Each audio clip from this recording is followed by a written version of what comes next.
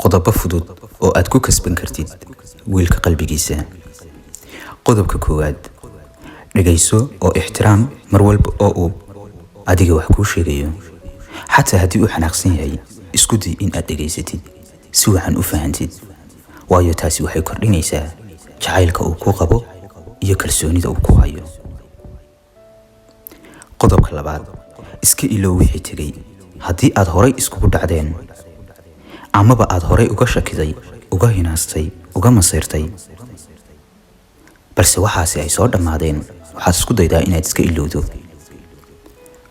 waayo raggu ma jeclaa gabadha caloolkusidka leh amaba wax soo celcelisaa.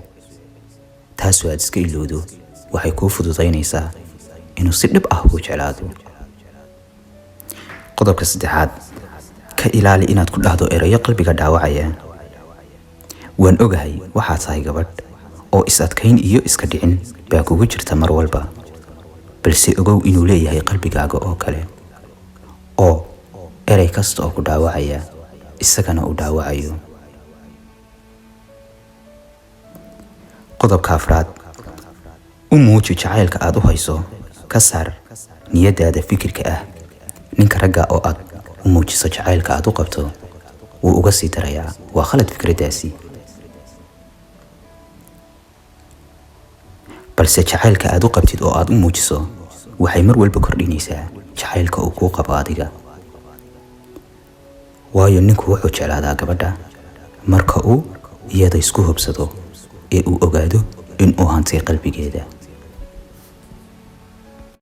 tamashadu badhaadhiyo waxay tahay janno kale, qofku jecelaado jecel.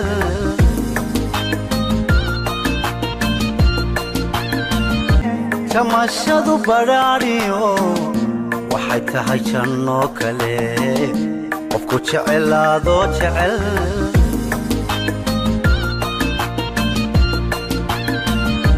tamashadu badhaadhiyo waxay tahay janno kale, qofku jecelaado jecel.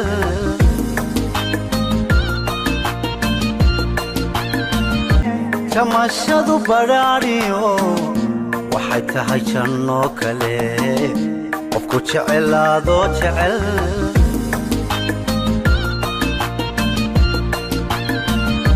tamashadu badhaadhiyo waxay tahay janno kale, qofku jecelaado jecel.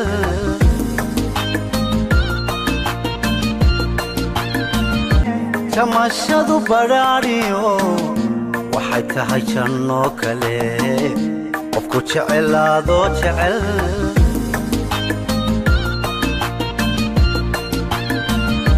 tamashadu badhaadhiyo waxay tahay janno kale, qofku jecelaado jecel.